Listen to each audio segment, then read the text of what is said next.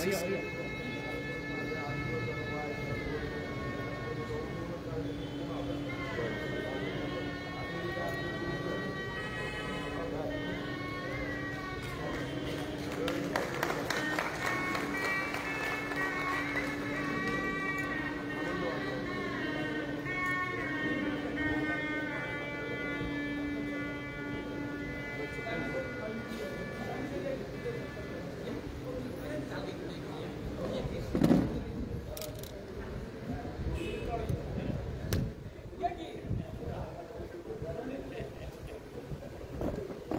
P T Gandhi सरांचा सत्कार होतोय. श्री जोशी सरांचा, शिंदे सरांचा सत्कार होतोय.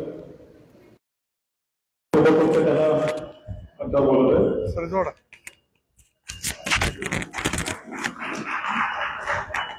लाईव्ह राहणार.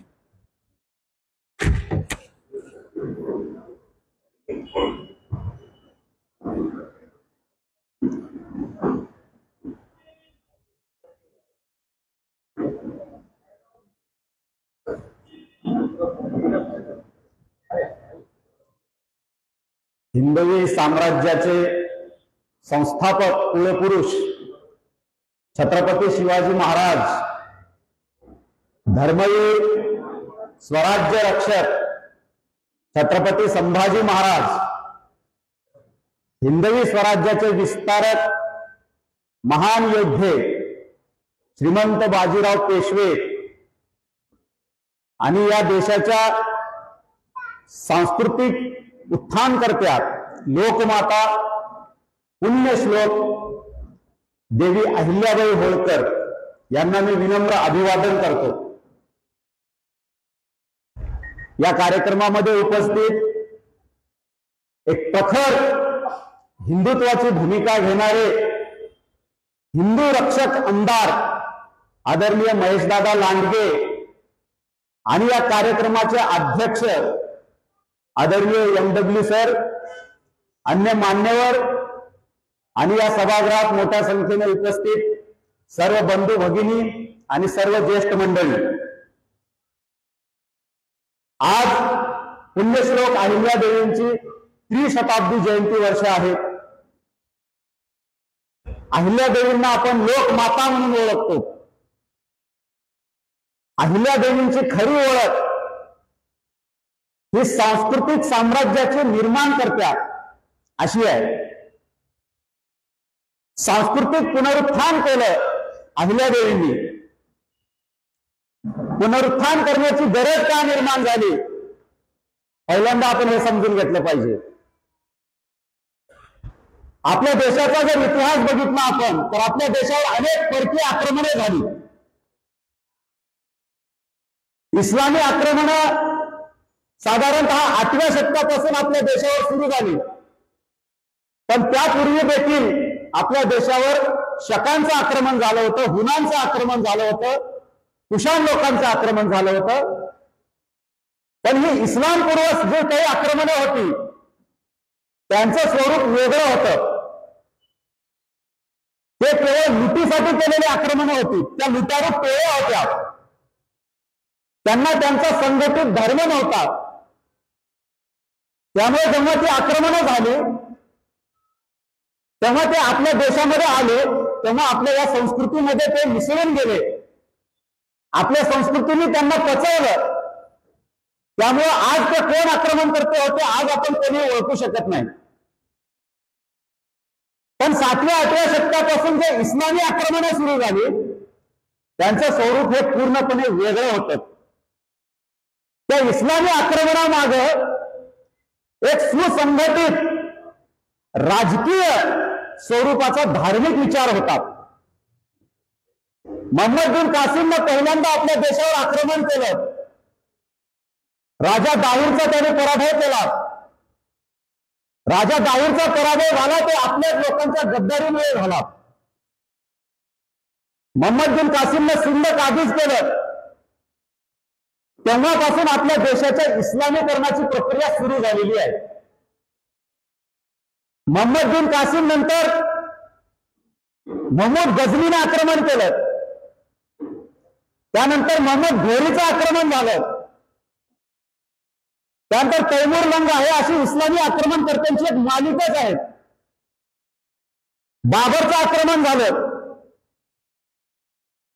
बाबरने सगळे आपले मंदिरं उद्ध्वस्त केली. त्याच्या आधी सोमनाथचं मंदिर मोहम्मद घोरीने पूर्णपणे उद्ध्वस्त करून टाकलं होतं.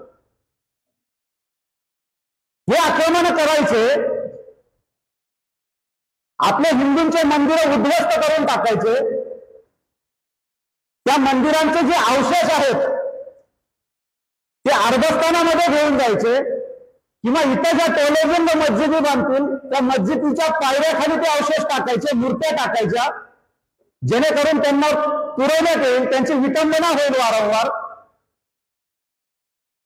हिंदू पुजाऱ्यांचा नरसंहार करायचा, महिलांवर अत्याचार करायचे, हिंदू पुरुष, स्त्रिया, मुलं यांना गुलाम म्हणून विकायचं, त्यातले आम मागवायचा. इतकंच नाही तर केवळ हिंदू आहेत हे मुसलमान नाहीत म्हणून त्यांच्यावर जिजियासारखे कर लादायचे, खराज सारखे कर लादायचे आणि हिंदू समाजाला पूर्णपणे गुलाम करून टाकण्यात आलं होतं. नाही म्हटलं तरी या संपूर्ण कालखंडामध्ये आपल्या महान पूर्वजांनी या इस्लामी आक्रमणकर्त्यांचा यशस्वीपणे संघर्ष केला. विंध्य पर्वत ओलांडून दक्षिणेमध्ये यायला त्यांना 14व्या शतक उजळलं, तोपर्यंत ते दक्षिणेमध्ये प्रवेश करू शकले नाहीत. 7व्या 8व्या शतकापासून सुरू झालेलं आक्रमण 14व्या शतकापर्यंत ते दक्षिणेमध्ये येऊ शकलं नाही. दुसऱ्या बाजूला जेव्हा इस्लामचा उदय झाला अरबस्तानामध्ये, अवघ्या 100 वर्षामध्ये इस्लाम हा पूर्ण मध्य आशियामध्ये पसरला. त्यावेळेस जे पर्शिया होतं, म्हणजे आत्ताचा इराण, ते पर्शिया साम्राज्य त्यांनी गिळंकृत केलं. त्यासोबतच बायझंटाईन नावाचं एक साम्राज्य होतं, ते साम्राज्य देखील त्यांनी पूर्ण नायनाट करून तिथे इस्लामची स्थापना केली. पूर्व युरोप काबीज केला, उत्तर आफ्रिका काबीज केला. त्यामुळे मोहम्मद पैगंबर आणि मोहम्मद पैगंबराच्या मृत्यूनंतर अवघ्या 100 वर्षामध्ये इस्लामचं एक मोठं साम्राज्य निर्माण झालं, अवघ्या 100 वर्षामध्ये. पण या हिंदुस्थानामध्ये उत्तरेतून दक्षिणेत यायला 600 वर्ष लागली. 600 वर्ष इतका कडवा प्रतिकार आपल्या हिंदू पूर्वजांनी दिलेला आहे. त्यानंतर अल्लाउद्दीन खिलजीचं आक्रमण झालं, दक्षिणेमध्ये इस्लामचा प्रवेश झाला. दक्षिणेमध्ये जे काही हिंदू राज्य होते ते सगळे कोसळले आणि संपूर्ण देशामध्ये इस्लामिक सत्ता स्थापन झाली. त्यानंतर जवळपास 300 वर्ष अन्याय अत्याचार चालू होते. मंदिरं उद्ध्वस्त करणे, मूर्त्यांची विटंबना करणे, पुजाऱ्यांचा नरसंहार करणे, भक्तांचा नरसंहार करणे. हिंदू लोक उघडपणे आपले सण, उत्सव, परंपरा साजरा करू शकत नाहीत. हिंदू महिला मुक्तपणे संचार करू शकत नाहीत. अशा प्रकारचं पूर्ण गुलामीचं जीवन हिंदूंच्या वाट्याला आलं होतं. ही काळ रात्र जवळपास 300 वर्ष होती.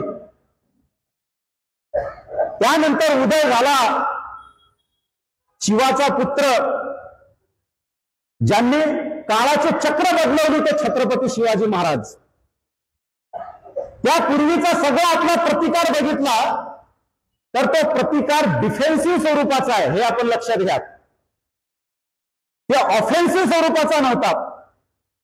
पण शिवाजी महाराजांनी काळाची चक्र बदलली म्हणून त्यांना युग प्रवर्तक म्हणतात. शिवाजी महाराजांच्या उदयानंतर हिंदूंच्या विजयाचा इतिहास सुरू झाला. या इस्लामी आक्रमणकर्त्यांना त्यांच्या भाषेमध्ये किंबहुना त्यांच्यापेक्षा अधिक कठोर प्रत्युत्तर आम्ही देऊ शकतो, हे शिवाजी महाराजांनी दाखवून दिलं. शेराला 1.25 शेर ठरले ते छत्रपती शिवाजी महाराज. त्यामुळं महाराष्ट्राचे पहिले मुख्यमंत्री यशवंतराव चव्हाण यांचं वाक्य आहे की छत्रपती शिवाजी महाराज जर झाले नसते तर पाकिस्तानची सीमा तुमच्या आमच्या घराच्या दारापर्यंत आली असती आज. म्हणजे इतका मोठ्या प्रमाणात देशाचं इस्लामीकरण झालं असतं ते छत्रपती शिवाजी महाराजांनी रोखलं. शिवाजी महाराजांनंतर संभाजी महाराजांनी तो वारसा जतन केला, स्वराज्याचं रक्षण केलं. संभाजी महाराजांचं बलिदान झालं. त्यानंतर 17 वर्ष छत्रपती राजाराम महाराज आणि ताराराणी साहेबांनी झुंज दिली. 26 वर्ष या हिंदुस्थानामध्ये मराठ्यांचं स्वातंत्र्य युद्ध चालू होतं. शेवटी तो औरंगजेब ह्याच महाराष्ट्रामध्ये मेला. हिंदुस्थानचा बादशाह म्हणून घ्यायचा, पण त्याला पुन्हा दिल्लीला जाणं त्याच्या नशिबात नव्हतं. तो इथंच मेला, इथंच गाडला गेला. त्यानंतर छत्रपती शाहू महाराज आणि त्यांच्या नेतृत्वामध्ये श्रीमंत बाजीराव पेशवे यांनी स्वराज्याचा विस्तार केला. हिंदवी स्वराज्याचं हिंदवी साम्राज्य निर्माण झालं. मराठेशाहीचे घोडे अटकेपर्यंत पोहोचले. अटक ते कटक आणि कुमाऊ ते कावेरी असं हिंदवी साम्राज्य निर्माण झालं. हे छत्रपती शिवाजी महाराजांनी जे रोपटं लावलं होतं, जे स्वराज्य उभं केलं होतं आणि त्यांच्या अनुयायांनी जे साम्राज्य निर्माण केलं, म्हणून आजही हा भारत देश हिंदू बहुल आहे. 1947 ला मुस्लिम भारत आणि हिंदू भारताची विभागणी झाली. एवढा भूभाग आपल्या वाट्याला आला तर कशामुळे येऊ शकला? जर शिवाजी महाराजांचा उदय झाला नसता आणि हिंदवी साम्राज्य उभं राहिलं नसतं तर तुमच्या आमच्या वाट्याला एवढा मोठा हिंदुस्थान आलाच नसता. त्यामुळे शिवाजी महाराजांची सगळ्यात मोठी देण काय आहे आज आपल्याला? मोहम्मद पैगंबरांनी इस्लामची स्थापना केली. आज त्याचा परिणाम काय? जगातले 56 देश इस्लामी देश आहेत.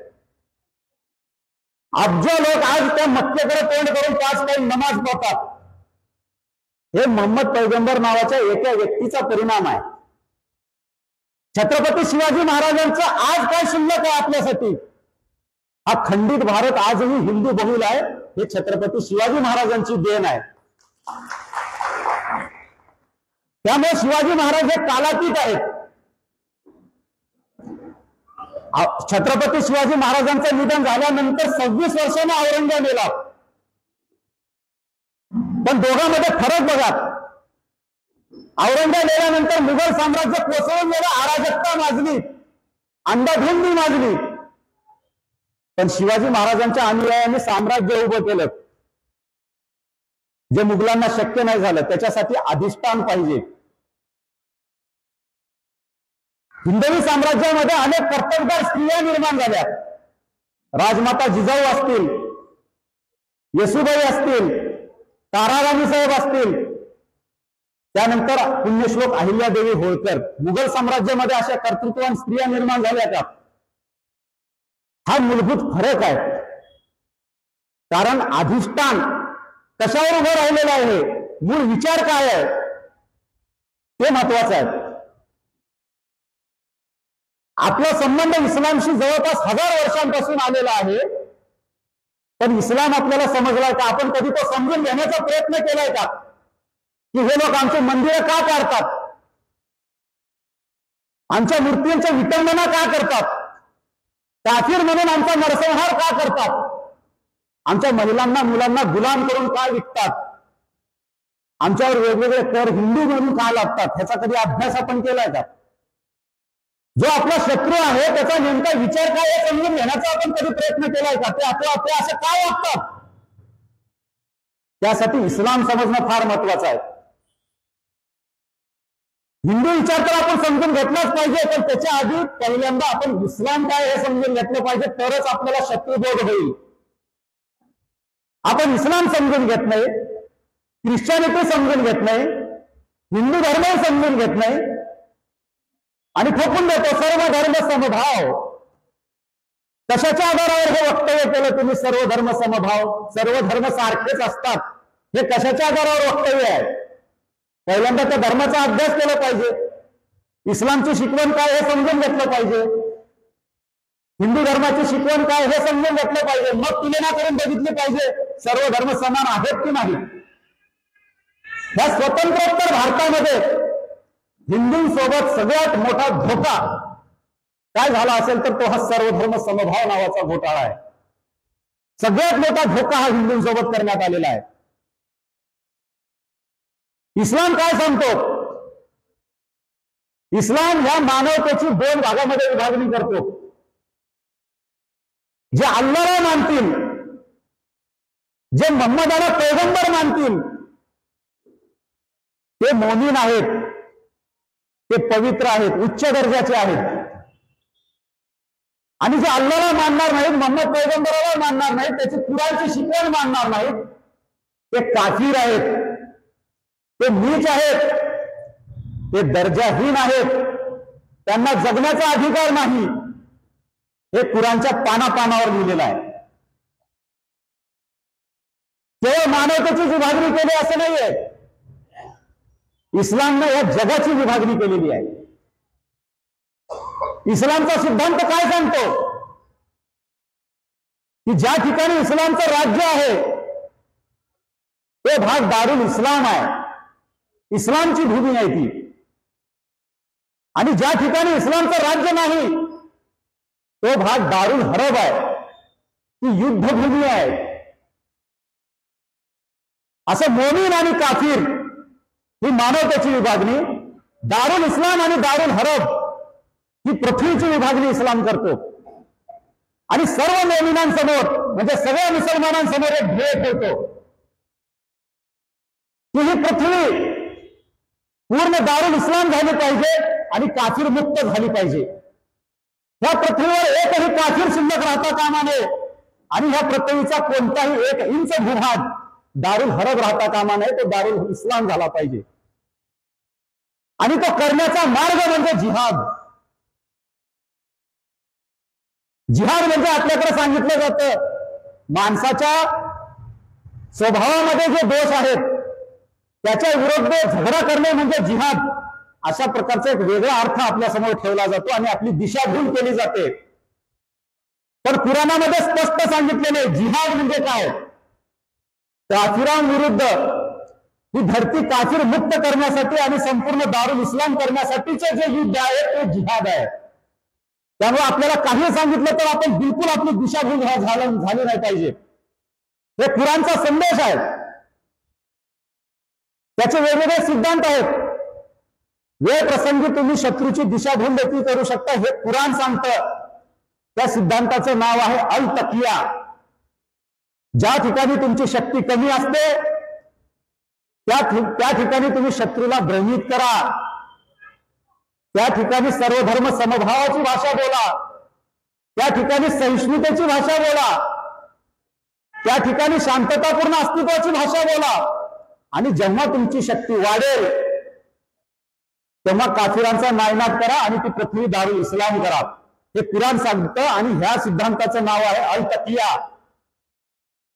सगळे काफिर हे मरण्याच्या लायकीचे आहेत. वाजिबुल कतल, वाजिबुल कतल, कतल करने के लायक जो है वो काफिर का वाजिबुल कतल है, अशी त्यांची मूळ शिकवण आहे. आणि हे जर त्यांच्या धर्माज्ञ असतील, अल्लाकडून आलेला हा संदेश म्हणून ते श्रद्धेने मानणार असतील, तर मग शांतीपूर्ण सहअस्तित्व कसं शक्य आहे? शक्यच नाही.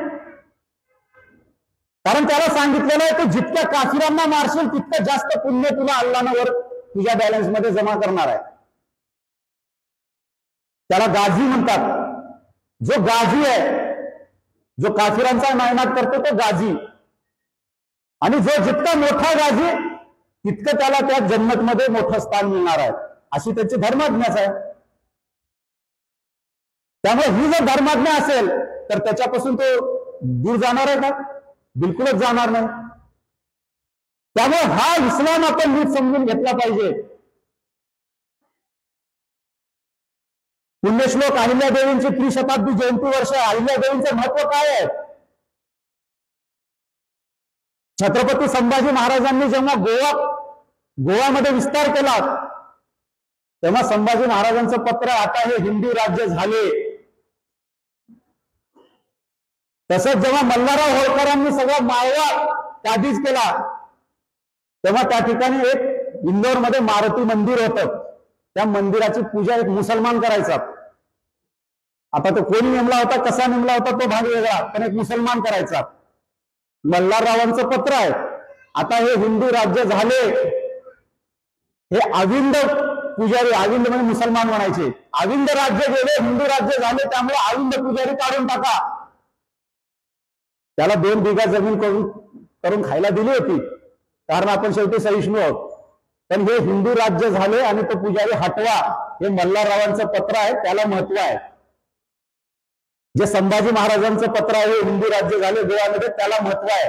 जे आजकाल म्हणतात ना, शिवाजी महाराज सेक्युलर होते, संभाजी महाराज सेक्युलर होते, मराठा साम्राज्य हे सेक्युलर राज्य होतं. पत्र बघा, शिंद्यांचे पत्र बघा, होळकरांचे बघा, नानासाहेब पेशव्यांचे पत्र बघा. हे हिंदू साम्राज्य आहे, हे आपली दिशाभूल करण्यासाठी हे बोललं जातं, हे सेक्युलर राज्य होतं. अहिल्यादेवींनी काय केलं? हजारो मंदिर निर्माण केले, हजारो, 1-2 नाही. आणि त्यांची दृष्टी अखिल भारतीय दृष्टी होती.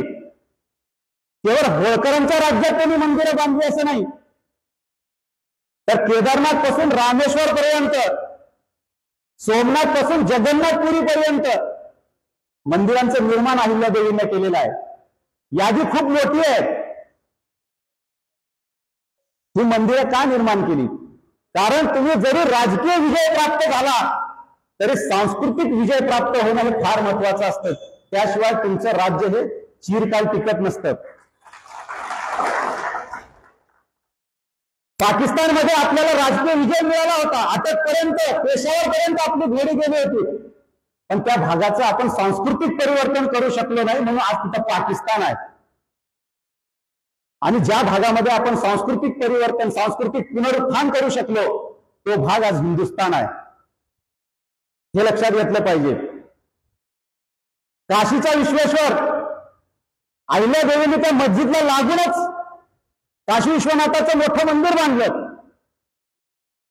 मल्हारराव होळकरांनी जेव्हा तो भाग आपल्या ताब्यात घेतला होता, तेव्हा मल्हाररावांची इच्छा होती की ही मस्जिद काढून टाकायची, जी औरंगाने बांधली होती. तिथं काशी विश्वेश्वराचं मोठं भव्य मंदिर बांधायचं. पण तेव्हा तिथल्याच काही ब्राह्मण लोकांनी मल्हाररावांना विनंती केली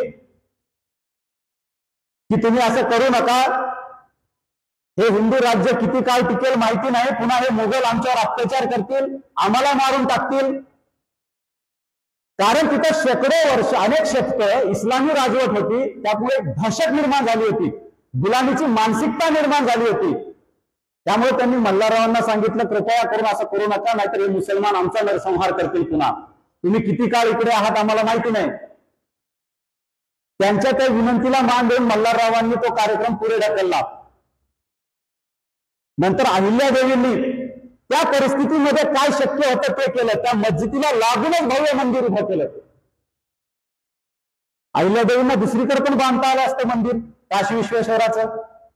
का तिथंच का बांधलं? त्याला लागूनच. आज जर तसं कोणी केलं तर म्हणतील हे मुद्दामून तुम्ही तिथे लागून बांधताय, मुद्दामून धार्मिक तेढ निर्माण करताय का, असं सो कॉल्ड सेक्युलर नेते आपल्याला बोलतील. पण अहिल्यादेवींनी त्याला लागूनच मंदिर का बांधलं? कारण अहिल्यादेवींना हिंदू समाजाला सांगायचं होतं की ह्या स्थानाचं महत्व आहे आणि आपला इथे दावा कायम राहिला पाहिजे. अहिल्यादेवींनी तिथं मंदिर उभं केलं म्हणून आज मोदीजी तिथं कॉरिडॉर निर्माण करू शकले. जर अहिल्यादेवींनी ते केलं नसतं तर आज शक्य झालं असतं का तिथं कॉरिडॉर उभं करणं? अहिल्यादेवींनी ते मंदिर उभं केलं म्हणून महाराजा रणजित सिंगांनी त्याच्यावर सोन्याचा कळस चढवला. खलिस्तानांनी हे लक्षात घेतलं पाहिजे, हे आपलं राष्ट्रीय ऐक्य काय आहे. महाराजा रणजित सिंगांनी सोन्याचा कळस चढवला अहिल्यादेवींनी बांधलेल्या मंदिरावर. अहिल्यादेवींचं जे सगळ्यात पहिलं पत्र उपलब्ध आहे त्यांच्या कारकिर्दीचं, ते कशाबद्दल आहे? पंढरपूरच्या रुक्मिणीच्या मूर्तीला सोन्याचे दागिने दिलेले आहेत आणि तिथल्या पुजाऱ्यांना आदेश केलेला आहे रोज मूर्तीला स्नान केल्यानंतर हे सोन्याचे दागिने घालायचे आहेत. पहिलं पत्र जे उपलब्ध आहे ते हे आहे. त्यामुळे अहिल्यादेवीचं व्यक्तिमत्व त्यावरून आपल्याला लक्षात येतं. मंदिरं तर असंख्य बांधली. घाट, आज काशीला जा तुम्ही, सगळ्यात महत्वाचे घाट कोणते आहेत? मनकर्णिका घाट आणि दशाश्वमेध घाट. ते पुण्यश्लोक अहिल्यादेवीने बांधलेले घाट आहेत. ते इतके भव्य आणि त्याचं आर्किटेक्चर इतकं सुंदर आहे, बघितल्यानंतर अचंबित होतो माणूस. महेश्वर, जी राजधानी अहिल्यादेवीने इंदोरवरून महेश्वरला आणली, महेश्वरला अनेक मंदिरं बांधली, घाट निर्माण केला. त्या घाटाचं स्वरूप बघा, त्याचं ते बांधकाम बघा, आर्किटेक्चर बघा. आजही लोक ते अभ्यास करण्याचा विषय आहे. हे इतकं जबरदस्त आर्किटेक्चर कसं काय उभं राहू शकलं असेल. महाराष्ट्रामध्ये तर त्र्यंबकेश्वर, घृष्णेश्वर, आपलं याचा परळीचा वैजनाथ, सगळ्या ठिकाणी अहिल्यादेवीने पुनरुद्धार केलेला आहे मंदिरांचा. अनेक ठिकाणी विहिरी बांधल्या, धर्मशाळा उघडल्या, अन्नछत्र चालवली. ही यादी खूप मोठी आहे, तुम्ही गुगल करा, तुम्हाला मिळून जाईल. त्यामुळे अहिल्यादेवी ह्या देशाच्या सांस्कृतिक साम्राज्य उभं करणाऱ्या सम्राज्ञी आहेत, हे लक्षात घ्या. सांस्कृतिक साम्राज्य उभं केलं अहिल्यादेवींनी. एक जोसेफ प्रिन्सेप नावाचा इंग्रज अधिकारी होता. त्याने 1825 ते 27 दरम्यान काशीला राहिला होता तो 2 वर्ष. त्याने एक पुस्तक लिहिलंय, बनारस गॅझेटियर्स म्हणून. तो म्हणतो 18व्या शतकाच्या आधी त्या काशीमध्ये एकही महत्वाचं मंदिर नव्हतं, सगळे मंदिरं पाडून टाकली होती. अहिल्यादेवींच्या कारकिर्दीनंतर जर सर्वे केलं तर या काशी शहरामध्ये 1000 मंदिरं उभी आहेत. हे अहिल्यादेवींनी केलेलं आहे. सोमनाथाचं मंदिर अहिल्यादेवींनी पुनर्निर्माण केलेलं आहे, किंवा निर्माणच केलेलं आहे, ते पूर्ण जमीनदोस्तच केलं होतं. पूर्णपणे शून्यातून निर्माण केलं सोमनाथाचं मंदिर. गयाला मंदिर बांधलेलं आहे. गया ते काशी असा रस्ता बांधलेला आहे, कारण पश्चिम बंगाल पासून भक्तांना येण्यासाठी सोय व्हावी म्हणून रस्ते बांधकाम अहिल्यादेवीने केलेलं आहे. आणि अहिल्यादेवींचं वैशिष्ट्य म्हणजे रस्त्याच्या दुतर्फा झाडे लावणे. किती बारकाईने विचार करून सगळे विकास कामं केलेली आहेत, हे लक्षात घेण्यासारखं आहे. सांस्कृतिक पुनरुत्थान का महत्वाचं असतं. पोलंड नावाचा देश आहे, तो 1804 ला रशियाच्या कब्जात गेला. पोलंड, रशियानं त्याच्यावर कब्जा केल्यानंतर तिथे ऑर्थोडॉक्स कॅथेड्रल उभे केले त्यांनी. म्हणजे ख्रिश्चनिटीचा एक पंथ आहे, मोठे असे टावर असल्यासारखे ऑर्थोडॉक्स कॅथेड्रल असतात ते.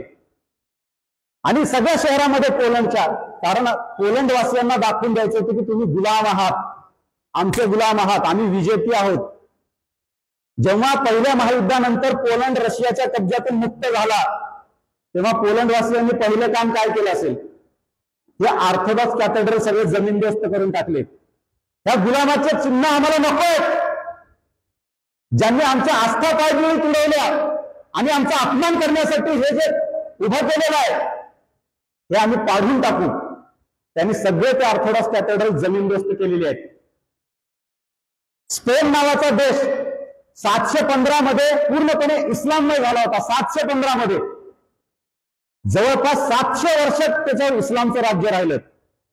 जेव्हा 1415 मध्ये ख्रिश्चनांनी तिथे राज्य स्थापन केलं, तेव्हा त्यांनी पहिलं काम काय केलं, सगळ्या स्पेन मधल्या मुसलमानांचं धर्मांतर करून ख्रिश्चन केलं. पुन्हा साम दाम दंड भेद वापरून ख्रिश्चन केलं. अख्खा स्पेन एकही मुसलमान शिल्लक ठेवला नाही. जे विरोध करत होते त्यांना आफ्रिकेच्या समुद्रात फेकून दिलं. कारण त्यांना माहिती होतं केवळ राजकीय विजय मिळवून चालणार नाही, सांस्कृतिक परिवर्तन करावं लागेल, तरच आपल्याला स्थैर्य लाभेल. म्हणून स्पेनचं विभाजन झालं नाही, आपल्यासारखं पाकिस्तान गेला तसं. त्यामुळे सांस्कृतिक विजय हा फार महत्वाचा आहे, लक्षात घ्या. स्वातंत्र्याची चळवळ माहिती आहे आपल्याला, पण भारताची फाळणी कशी झाली हे आपल्याला माहिती नसतं. आपल्याला सांगितलं जातं 1940 ला मुस्लिम लीगने ठराव केला आणि 1947 ला देशाची फाळणी झाली. पण ती कशामुळे झाली, त्याच्या मागची कारणं काय ते सविस्तर आपल्याला सांगितलं जात नाही.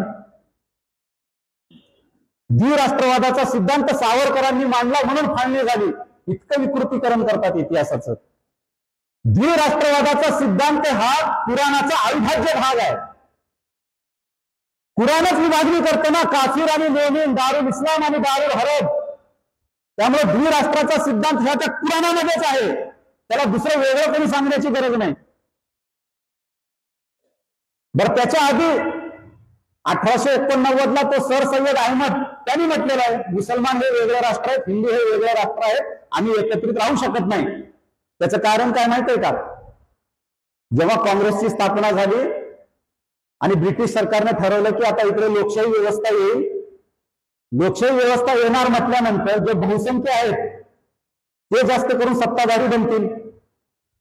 त्यामुळे मुसलमानांच्या पोटात गोळा आला, अरे आता जर इकडे लोकशाही पद्धत येणार असेल तर हिंदूंचं राज्य येईल आणि आम्ही या देशावर राज्य केलं 1000 वर्ष.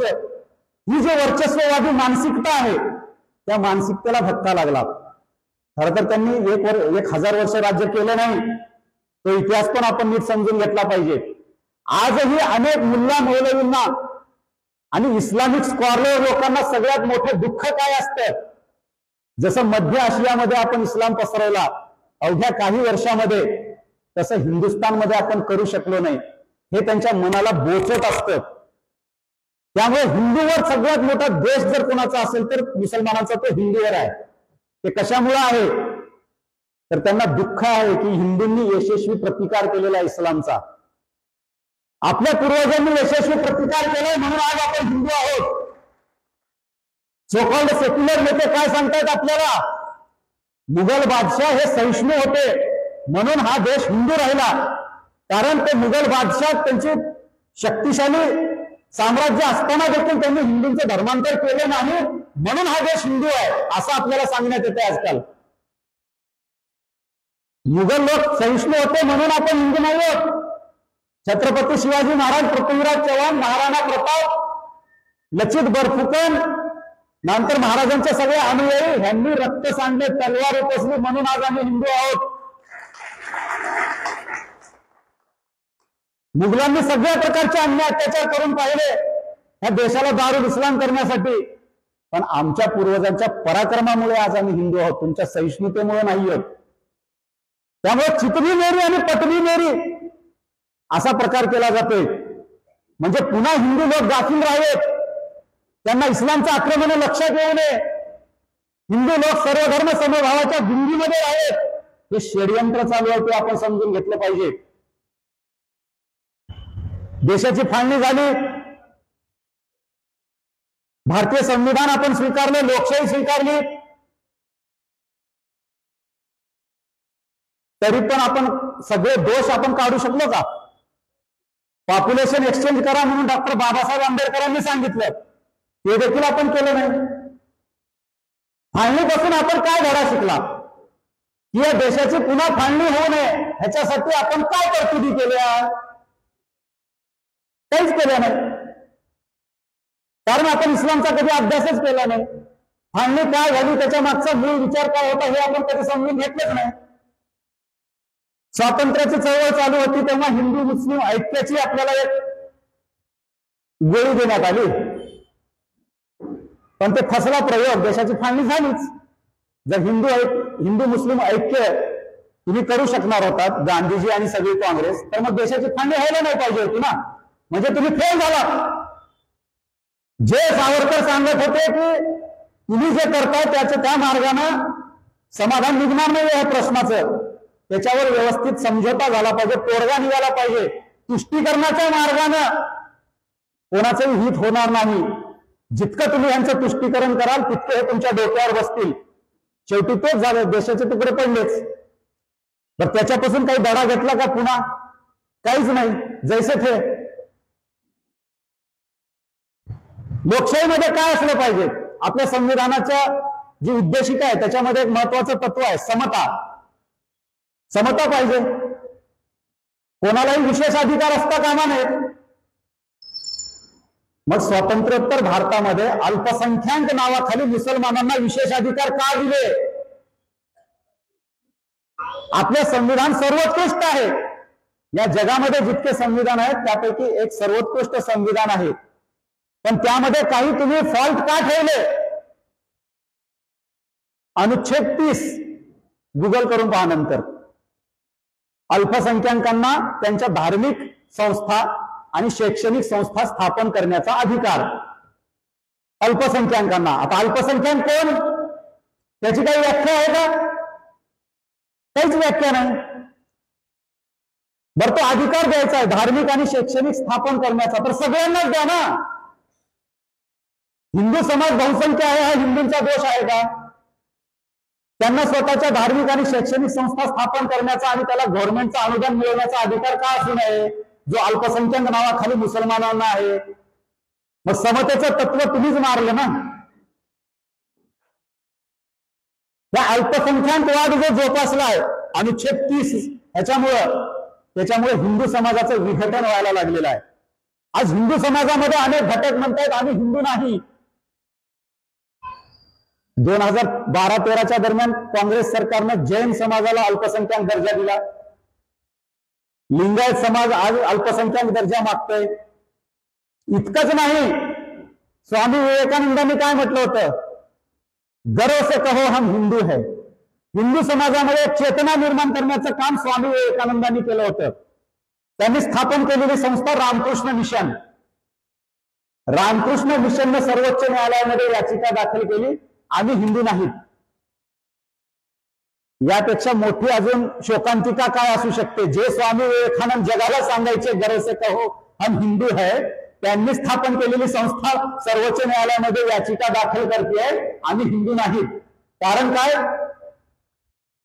जर अल्पसंख्याक दर्जा मिळाला तर तुम्हाला अतिरिक्त सोयी सुविधा मिळतात, आणि जर तुमचा अल्पसंख्याक दर्जा नसेल तर गव्हर्नमेंटच्या जाचाला तुम्हाला सामोरे जावं लागतं. तो जाच नको म्हणून वैतागून त्यांनी याचिका दाखल केली, आम्ही हिंदू नाही, आम्हाला अल्पसंख्याक दर्जा द्या. तो जाच कुणी केला? ममता बॅनर्जीने केला, सोनिया गांधीच्या सरकारने केला. त्यामुळे त्या स्वामी लोकांना, स्वामी विवेकानंदांच्या मार्गावर चालणाऱ्या त्यांना याचिका करण्याची यांनी वेळ आणली की आम्ही हिंदू नाही. त्यामुळे हा अल्पसंख्याकवादामुळे मुसलमानाचं इस्लामीकरण मजबूत होतंय आणि हिंदूंचं विघटीकरण होतंय, विभाजित होतो हिंदू समाज. त्यामुळे अनुच्छेद 30 मध्ये दुरुस्ती झाली पाहिजे आणि हे अल्पसंख्याक नावाचा कॅन्सर काढून टाकला पाहिजे. अनुच्छेद 44 संविधान निर्मात्यांनी सांगितलं या देशामध्ये समान नागरी कायदा पाहिजे. धर्माच्या आधारावर कोणालाही विशेष कायदे असता कामा नयेत. संविधानामध्ये तरतूद केलं, त्याच्याकडे 75 वर्ष आपल्या राज्यकर्त्यांनी दुर्लक्ष केलंय. का दुर्लक्ष केलं? Vote bank politics. देश गेला खड्ड्यात. संविधान निर्मात्यांनी सांगितलंय ना अनुच्छेद 34 मध्ये की होता होईल तेवढं लवकर संपूर्ण देशामध्ये समान नागरी कायदा लावायचा. समान नागरी कायदा म्हणजे काय? समाजाला भ्रमित करण्याचा प्रयत्न केला जातो की जाती आधारित आरक्षण जाईल समान नागरी कायदा आला तर. बिलकुल नाही. आरक्षण आणि समान नागरी कायदा ह्याचा अर्थार्थी काहीही संबंध नाही. समान नागरी कायदा हा धर्माच्या आधारावर वैयक्तिक कायदे या देशामध्ये चालणार नाहीत. कुटुंबाच्या संबंधित जे काही कायदे राहतील ते वैयक्तिक कायदे धर्मनिरपेक्ष पद्धतीने सगळ्यांना समान राहतील. बहुपत्नीत्व चालणार नाही. जे मुसलमानांमध्ये आजही मान्य आहे, शरिया कायदा लागू आहे त्यांना आधुनिक कायदा लागू नाहीये. बहुपत्नीत्व त्यांना मान्य आहे, अजूनही 4 बायका करू शकतात. ट्रिपल तलाकच्या पद्धती चालणार नाहीत जर समान नागरी कायदा आला तर. आता चालू आहेत, फक्त एका प्रकारचा ट्रिपल तलाक रद्द झालेला आहे. अजून 2-3 प्रकारचे ट्रिपल तलाक अजून तसेच आहेत. दत्तक घेण्यासंबंधीचे कायदे अजून शरियावर आधारित आहेत. पोटगी मिळण्यासंबंधीचे कायदे अजून शरियावर आधारित आहेत. त्यामुळे मुसलमानांच्या कौटुंबिक जीवनामध्ये शरिया कायदा अजूनही लागू आहे. बाबासाहेबांनी हिंदू समाजासाठी हिंदू कोड बिल आणला, एक आधुनिक कायदा. महिलांना न्याय मिळवून दिला. स्त्री पुरुष समता हे तत्व प्रत्यक्षात उतरवलं. बहुपत्नीत्व रद्द केलं, बालविवाह रद्द केला. घटस्फोटाचे कायदे हे न्याय पद्धतीने बनवले. वारसा हक्क, स्त्रियांना समान हक्क दिले. मुसलमानामध्ये ते काही नाही. अजूनही तो मध्ययुगीन काळामध्ये जगतोय मुसलमान समाज, आणि त्यांची धर्मांधता अजूनही तशीच शाबूत राहिलेली आहे. ते आधुनिक जगामध्ये आलेच नाहीत. ख्रिश्चनिटीची देखील मूळ शिकवण ही अशीच अमानवीय आहे जशी इस्लामची आहे. पण मोठा फरक काय? ख्रिश्चनिटीमध्ये मोठ्या प्रमाणात सुधारणा झालेल्या आहेत. ज्युडायझम मध्ये मोठ्या प्रमाणात सुधारणा झालेल्या आहेत. इस्लामला सुधारण्याची परंपराच नाही. हिंदू समाजामध्ये मोठे मोठे समाज सुधारक निर्माण झाले. समाज सुधारण्याची एक मोठी चळवळ झाली, महात्मा फुलेंपासून डॉक्टर बाबासाहेब आंबेडकरांपर्यंत. त्यामुळे आपण सगळ्या कुप्रथा सोडून दिल्या आणि आज एक आधुनिक हिंदू समाजाचं रूप आपल्याला बघायला मिळतंय. ते कशामुळं तर आपल्या समाजामध्ये सुधारणावादी चळवळ झाली, पण इस्लाममध्ये अशी सुधारणा झालीच नाही. जो कोणी इस्लामची चिकित्सा करेल त्याच्या विरोधात फतवे काढले जातात, सरतन से जुदा. धर्माची चिकित्सा केल्याशिवाय कुठलाही समाज आधुनिक होऊ शकत नाही. पुरोगामित्व म्हणजे काय की विवेकवादी विचार करा, बुद्धिप्रामाण्यवादी विचार करा, जुनं आहे म्हणून योग्य आहे ही मानसिकता सोडा. हिंदू समाज पुरोगामी आहे. कुठल्याही समाज सुधारकाला सरतनशे जुदा म्हटले नाही. उलट आपण त्यांना राष्ट्रपुरुष म्हणतो, भारत रत्न म्हणतो. सगळ्या समाज सुधारकांना आपण कोणाचं सरतनशे जुदा केलं नाही. पण इस्लाममध्ये तुम्ही चिकित्सा करा, दुसऱ्या दिवशी फतवे निघतात सरतनशे जुदा. त्यामुळे सुधारणेला वावच नाही. नुपूर शर्मानं काय म्हटलं? नुपूर शर्मा प्रकरण आपल्याला माहिती असेल. इस्लाम मधलंच एक वाक्य तिने उद्धृत केलं होतं. जगभरामध्ये कसे इस्लामने फतवे काढले आपण बघितलेलं आहे देश विदेशामध्ये. या देशाच्या सरकारला देखील 2 पावलं मागे घ्यावं लागलं आणि नुपूर शर्मावर पक्षाने कारवाई केली. हे पॅन इस्लामिझम काय आहे ते त्यांनी दाखवून दिलं. जागतिक इस्लामवाद. इस्लाममध्ये बंधुत्व नाहीये. इस्लाममध्ये बंधुत्व आहे ते केवळ मुस्लिमांचं मुसलमानांसाठी असलेलं बंधुत्व आहे. त्यामुळे त्यांना आपल्या शेजारी राहणारा हिंदू हा बंधू नाहीये त्याच्यासाठी, पण पॅलेस्टीनमध्ये गाझामध्ये राहणारा मुसलमान हा त्याच्यासाठी बंधू वाटतो.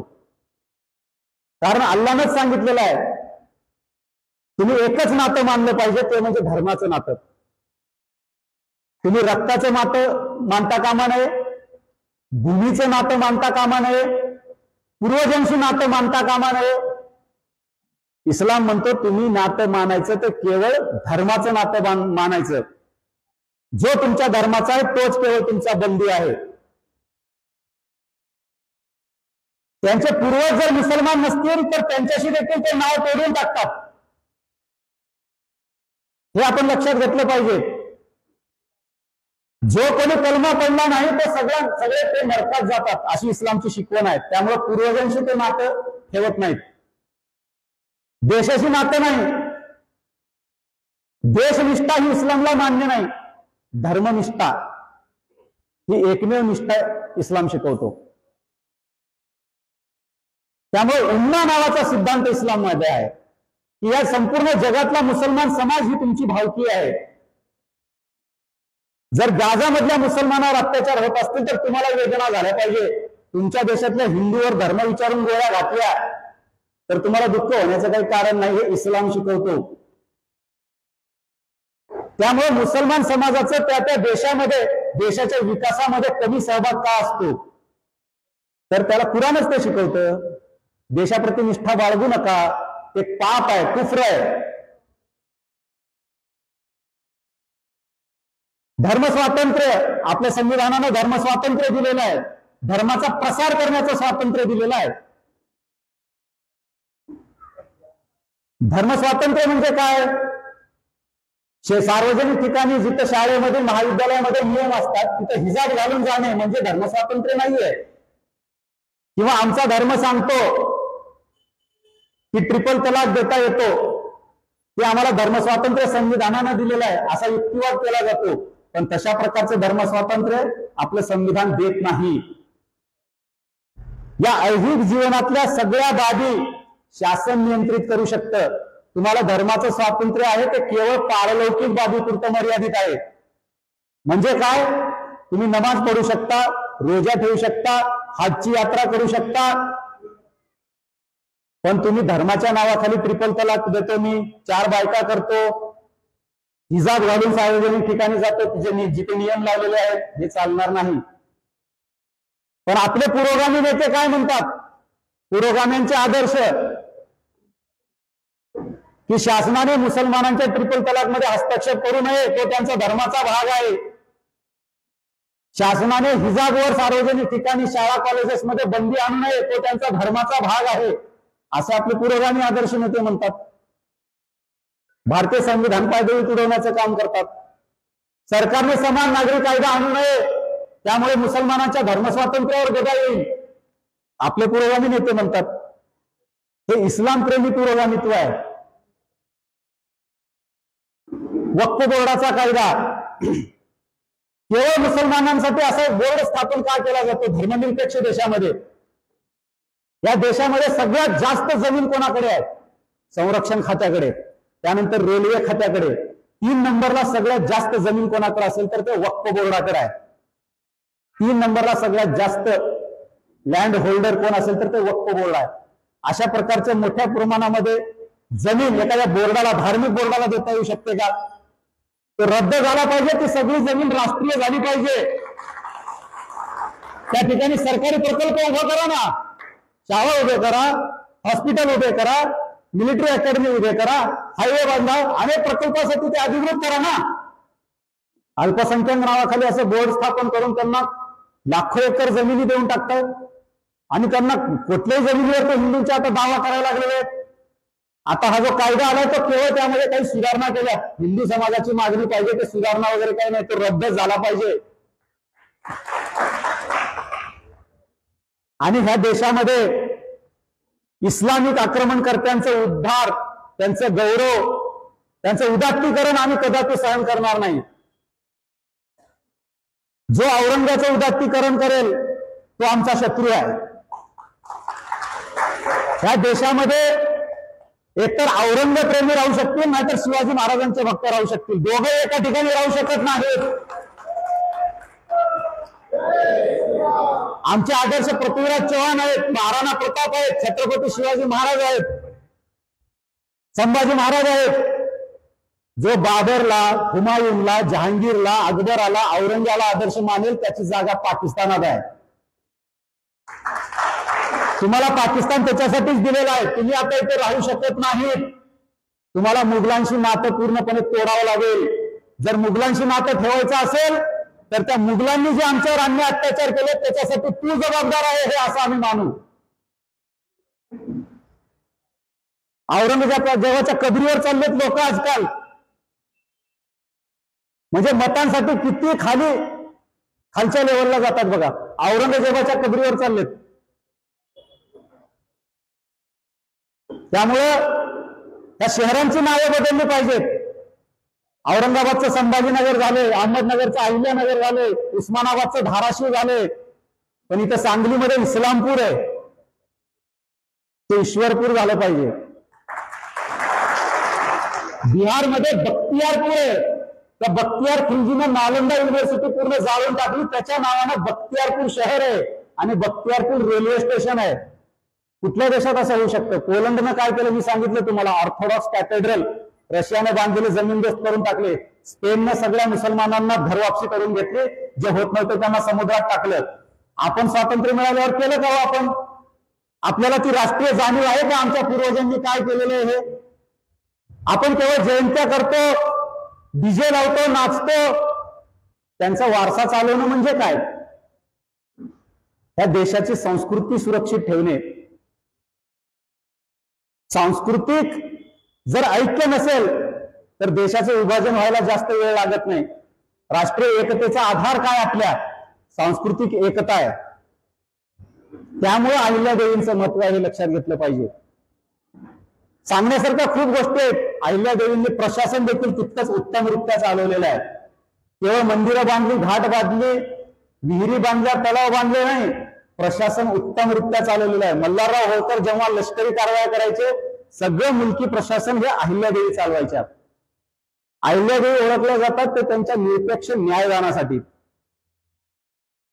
कोणीही माणूस अहिल्यादेवींपर्यंत देखील अपील करू शकत होता आणि त्या शांत चित्तानं सगळ्यांचं ऐकून घ्यायच्या. असे समकालीन पत्र आहेत, समकालीन नोंदी आहेत. अहिल्यादेवींचं महत्व अजूनही आपल्याला कळलं नाही. आता त्रिशताब्दी जयंतीनिमित्त देशभर गौरव होतो, त्यामुळे आपल्याला माहिती होतं की अहिल्यादेवी ह्या काय उंचीच्या होत्या. नाहीतर अहिल्यादेवीविषयी आपल्या पुस्तकामध्ये 4 वाक्याच्या पलीकडे काहीच नसतं. आणि मुघलांचा इतिहास आपल्याला शिकवला जातो सगळा. त्यामुळे आपण हे समजून घेतलं पाहिजे. आणि इतिहास जर आपण विसरलो तर आपण भविष्याची निर्मिती करू शकत नाही. आणि आपण इतिहास विसरून जावा ह्याच्यासाठीच मोठ्या प्रमाणात प्रयत्न केले जात आहेत सर्व धर्म समभावाच्या नावाखाली.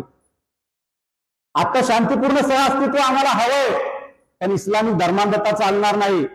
मध्ययुगीन इस्लामी आक्रमणकर्त्यांना इथे आदर्श मानणं हे खपवून घेतले जाणार नाही. आमच्या शहरांची नावं बदलली जाणार, सांस्कृतिक इथं पुनरुत्थान होणार. ते जर मान्य असेल तरच तुम्हाला या देशामध्ये स्थान आहे. ते जर मान्य नसेल तर त्यांनी पाकिस्तानमध्ये गेलं पाहिजे. भारतीय संविधान सांगतं समान नागरिक कायदा केला पाहिजे. अल्पसंख्याक नावाचा त्याच्यातला दोष दूर केला पाहिजे. तरच आपलं राष्ट्रीय एकता अबाधित राहू शकते, राष्ट्रीय अखंडता अबाधित राहू शकते. नाहीतर आपण दुसऱ्या फाळणीच्या दिशेनं मार्गक्रमण करीत आहोत. स्वतंत्र भारत झाला तेव्हा या देशामध्ये 8% मुसलमान जनसंख्या होती. आज ती जनसंख्या 20%वर पोहोचलेली आहे. सरकारी आकडा 15% असला तरी वास्तवात 20%पेक्षा अधिक मुसलमान संख्या आज इथे झालेली आहे.